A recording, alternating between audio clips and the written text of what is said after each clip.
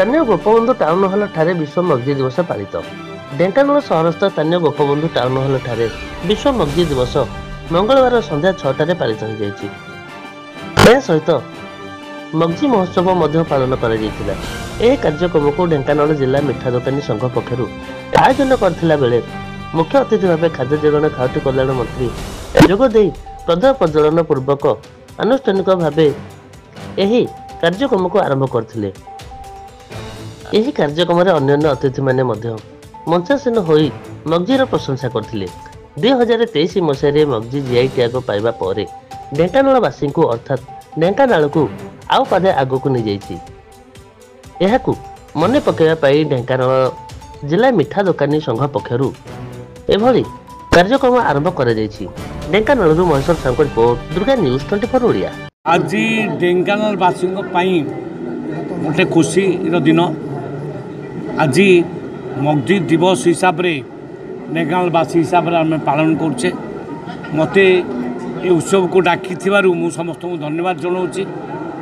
ଆମର ଢେଙ୍କାନାଳରେ ମଗ୍ଜିର ଲଡ଼ୁ ତିଆରି ହେଉଛି, ତା'ର ଜିଆଇ ଟ୍ୟାଗ୍ ମିଳିଛି। ତେଣୁ ଯେଉଁ ବନ୍ଧୁମାନେ ଏଥିପାଇଁ ପରିଶ୍ରମ କରିକିରି ଏ ସମ୍ମାନ ଆମକୁ ଆଣିଦେଇଛନ୍ତି ତାଙ୍କୁ ଆମେ ନିଶ୍ଚିତ ଭାବରେ ଧନ୍ୟବାଦ ମୁଁ ଜଣାଇବି। ଏବଂ ଢେଙ୍କାନାଳରେ ଏଇ ଯେଉଁ ଲଡ଼ୁ ତିଆରି ହେଉଛି ଏ ସ୍ପେଶିଆଲ୍ ଲଡ଼ୁ। ଏ ଲଡ଼ୁଟା ଓଡ଼ିଶାରେ କେଉଁଠି ମିଳିବ ନାହିଁ। ଆଉ ଇଏ ସ୍ପେଶିଆଲ୍ କ୍ୱାଲିଟିର ଲଡ଼ୁ, ଏଇଟା ଯିଏ ଖାଇବ ପ୍ରକୃତରେ ଜାଣିପାରିବ। ତେଣୁ ଆଜି ଏଭଳି ଗୋଟେ ଶୁଭ ଦିନରେ, ଏଇଟା ସଂକ୍ରାନ୍ତି ଦିନରେ, ପବିତ୍ର ଦିନରେ ତାକୁ ଏ ଦିବସଟାକୁ ପାଳନ କରାଯାଉଛି। ମୁଁ ସମସ୍ତଙ୍କୁ ବହୁତ ବହୁତ ଧନ୍ୟବାଦ ଜଣାଉଛି। ଢେଙ୍କାନାଳ ବରା ଯେମିତି ସୁନାମ ଅର୍ଜନ କରିଛି, ଢେଙ୍କାନାଳ ମଗ୍ଜି ମଧ୍ୟ ସୁନାମ ଅର୍ଜନ ନିଶ୍ଚିତ ଭାବରେ କରିବ। Jitesh Kumar, Dhenkanal sweet association secretary.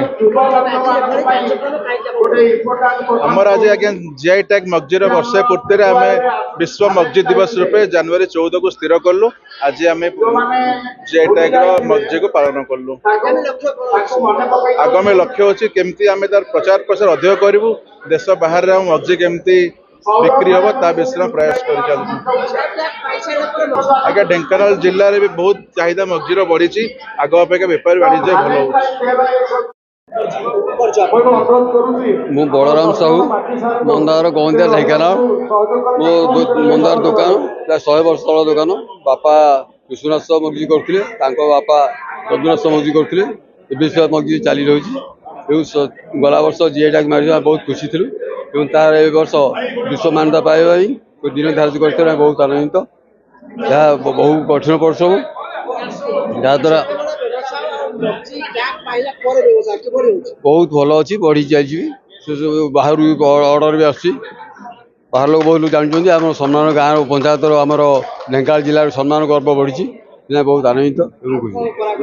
महिष क्षीर कलेक्शन कर छेना आनी महिष छेना आनी कलेक्शन कर महिष तैयारी कराऊँ। डेली 10-20 किलो मग्जी छेना आसुच्ची कराऊँ। यार प्रसार प्रसार आपण उद्यम प्रचेषा हेले बहुत आनंदित हो।